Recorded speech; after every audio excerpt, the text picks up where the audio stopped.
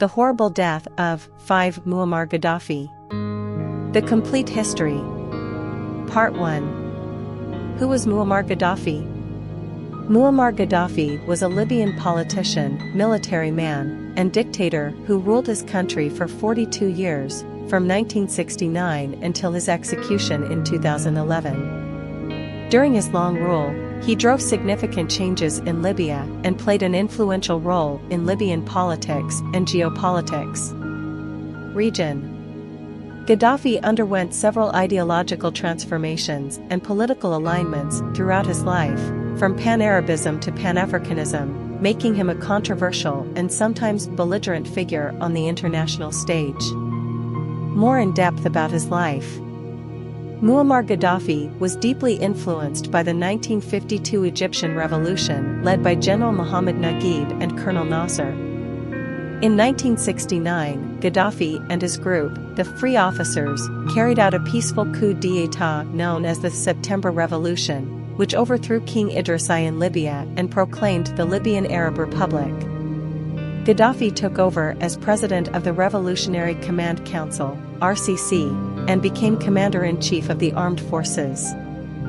Following the coup, Gaddafi and the CMR carried out purges to eliminate supporters of the former Idris regime and established the People's Courts to try royalist politicians and journalists. Islamic law, Sharia, was introduced into the legal system and unions and strikes were banned. Despite some temporary resignations by Gaddafi, he remained the leading figure in the government. In terms of economic policies, a state capitalist approach was initially promoted, encouraging business development and the oil industry. The Green Revolution was launched to increase agricultural productivity. The government later improved oil revenues through favorable agreements with foreign corporations and partial nationalization of the industry. In summary, Gaddafi led a drastic change in Libya following the September Revolution of 1969, establishing a republic and promoting policies that led to a further consolidation of the power of the CMR and a transformation in the structure of the country. In 1973, Muammar Gaddafi announced the start of a popular revolution in Libya, which involved several key elements. Dissolution of existing laws. Gaddafi declared the annulment of all current laws in the country, which would be replaced by new revolutionary laws. Elimination of opponents. The need to suppress all opponents of the revolution was emphasized.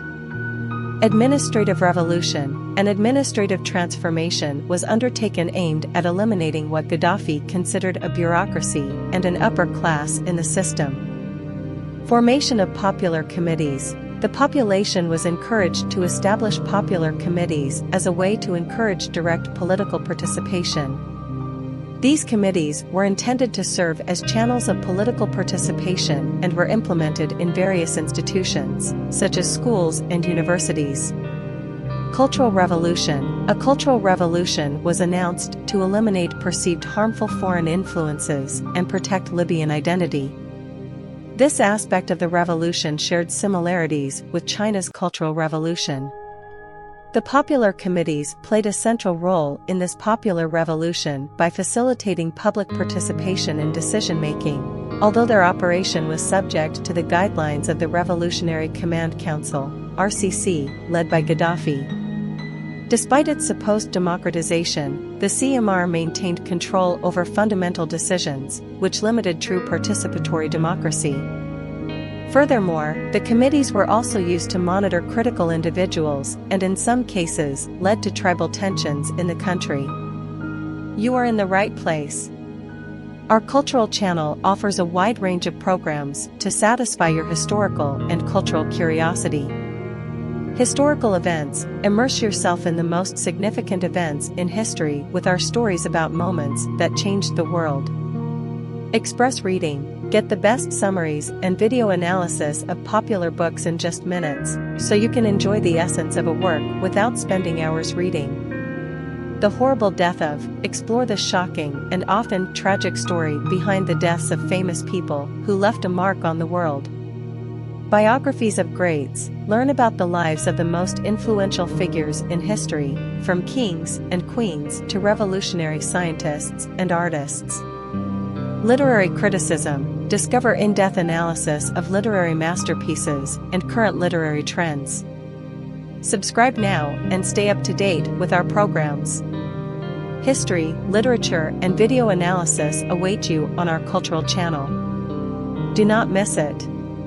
In the 1980s, Libya faced significant economic challenges due to a drastic decline in its annual oil revenues. This caused financial problems and a growing external debt. To encourage self-sufficiency, austerity measures were implemented, such as the deportation of foreign workers in 1985.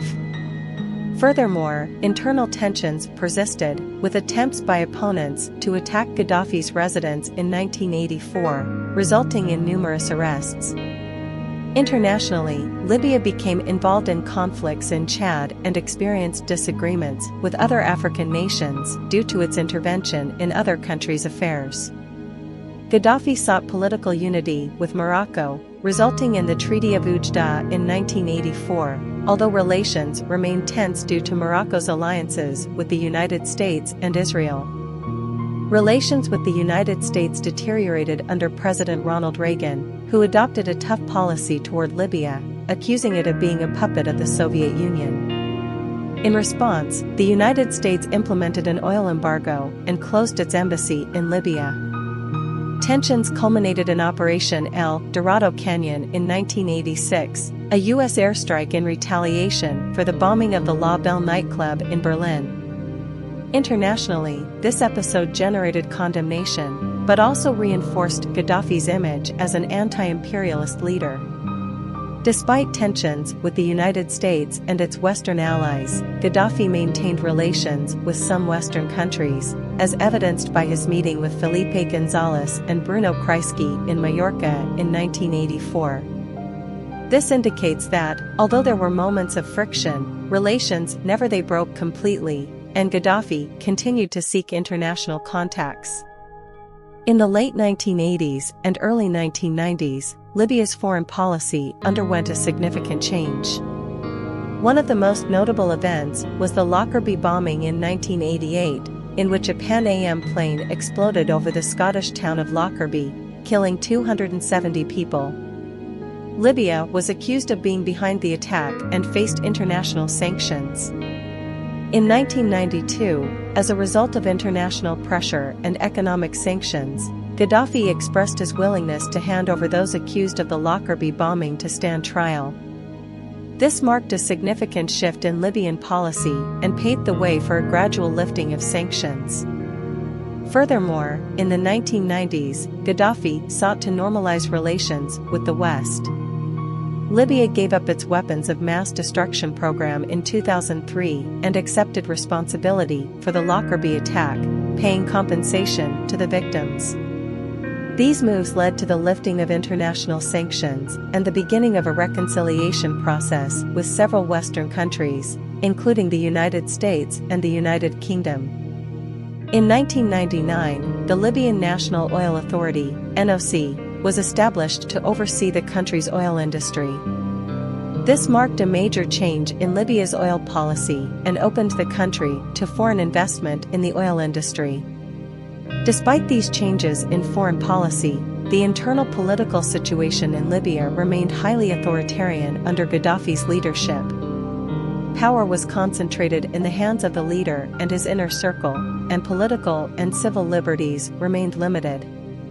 In summary, in the 1980s and 1990s, Libya underwent significant changes in its foreign policy, including the surrender of those accused of the Lockerbie bombing and the normalization of relations with the West. However, internal politics remained highly authoritarian under Gaddafi's leadership. Against the backdrop of the Arab Spring in 2011, Libya experienced a civil war motivated by widespread dissatisfaction with the oppressive government of Muammar Gadafi, who had been in power for decades. Initial protests led to the formation of the National Transitional Council, CNT, in the east of the country, which represented the rebels. The violence escalated as Gaddafi responded with brutality, resulting in the issuance of international sanctions and a UN resolution suspending Libya from its Human Rights Council. NATO intervened in March 2011 to protect civilians and support the rebels, leading to the fall of Gaddafi's regime in August 2011. Gaddafi was accused of crimes against humanity by the International Criminal Court (ICC), but was never held accountable due to political and diplomatic circumstances. Additionally, he faced accusations of complicity in crimes in Sierra Leone, but was also not prosecuted for these crimes. In short, the 2011 Libyan civil war was a response to government repression and culminated in NATO intervention. To be continued. Discover history in an entertaining and fascinating way. Subscribe to our cultural channel. Join us on an exciting journey through time and space as we explore the secrets and mysteries of the past. Don't miss any of our updates and share it with your friends so they can join in the fun too.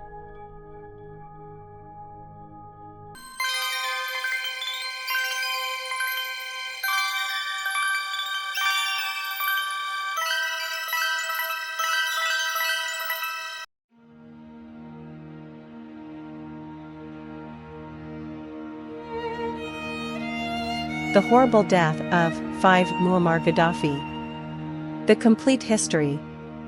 Part 2. In September and October 2011, the situation in Libya came to a head with the capture and death of Muammar Gaddafi, who had been the country's leader for decades. After the fall of Tripoli and his retreat to Sirte, Gaddafi expressed his willingness to negotiate a transfer to a transitional government, but this suggestion was rejected by the National Transitional Council (NTC). He took refuge in Sirte and lived in constant movement to avoid the NTC bombings, dedicating his time to prayer and reading the Quran. On October 20, 2011, Gaddafi attempted to escape from Sirte in a joint civilian and military convoy.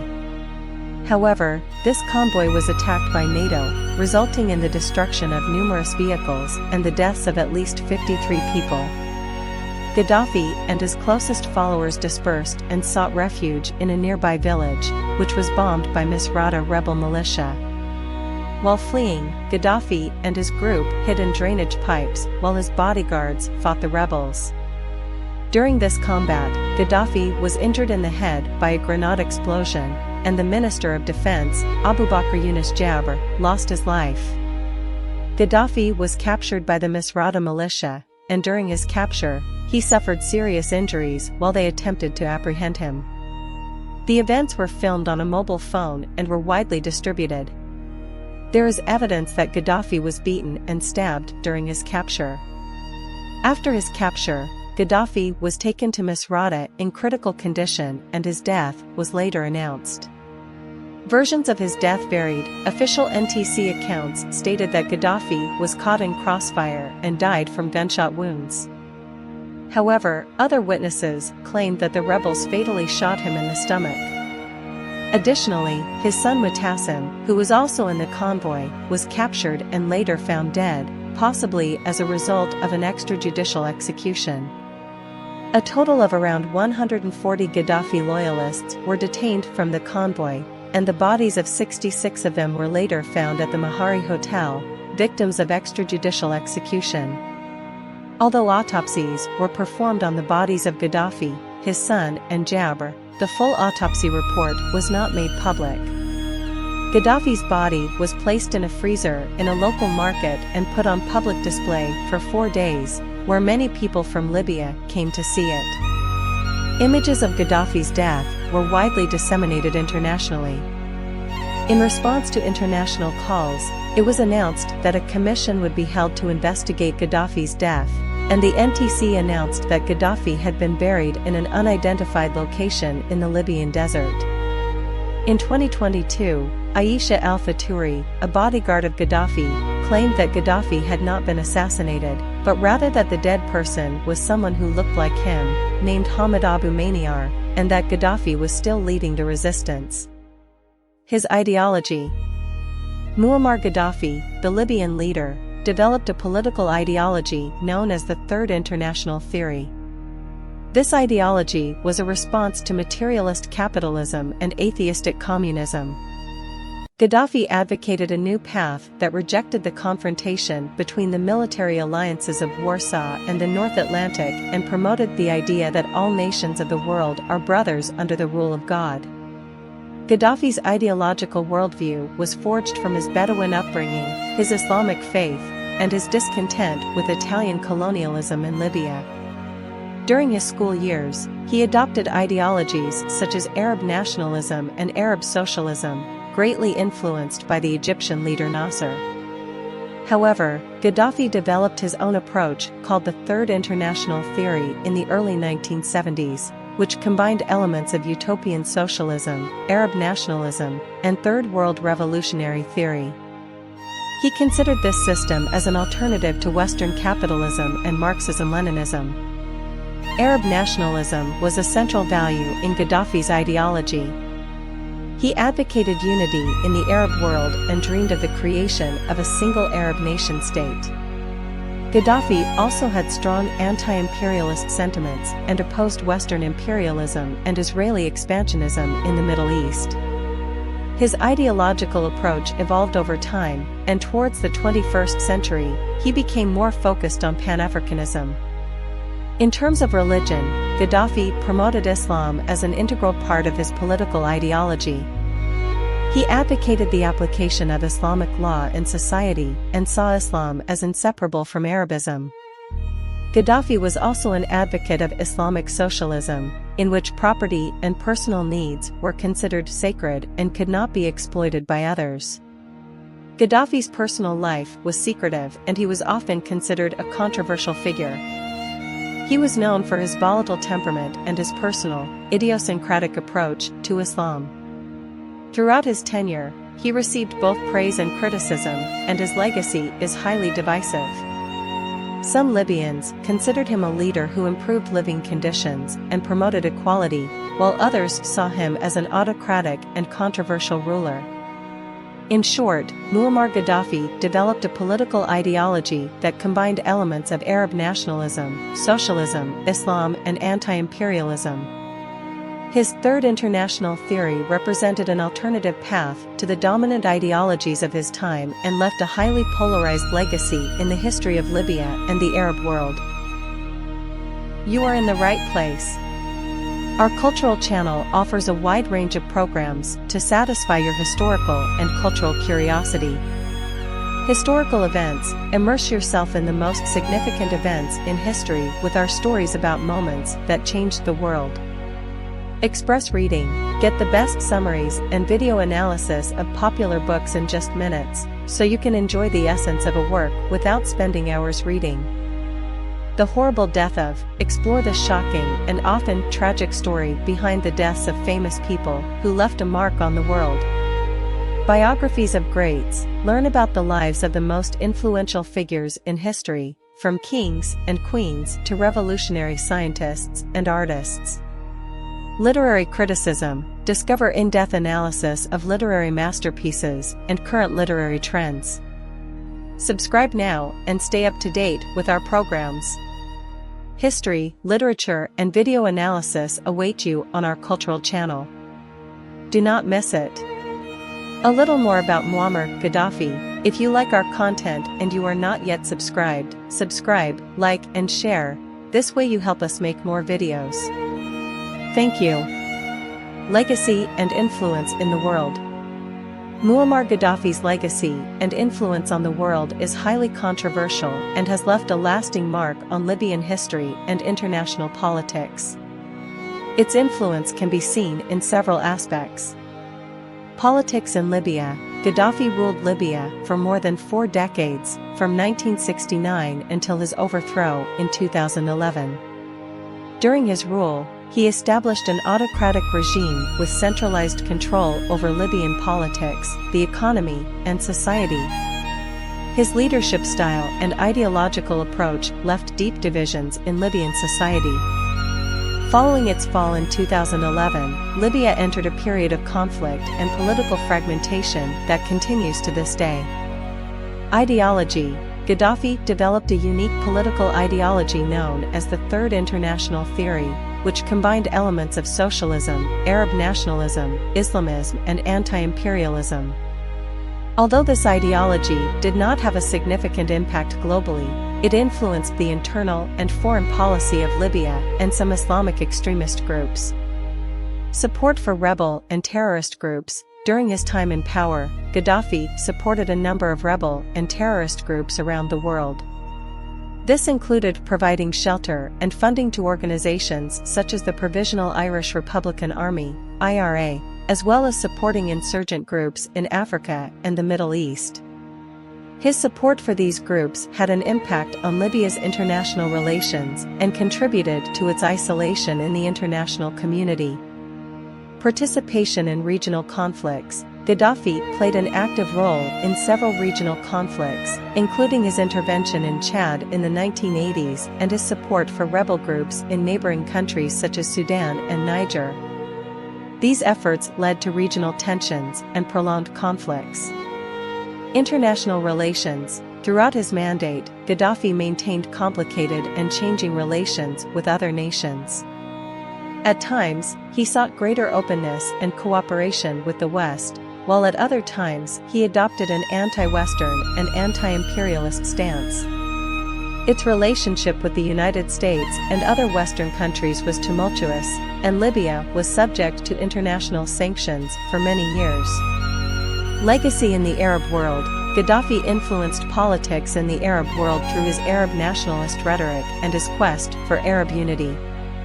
Although his efforts to promote Arab unity did not meet with lasting success, his influence was felt in the region.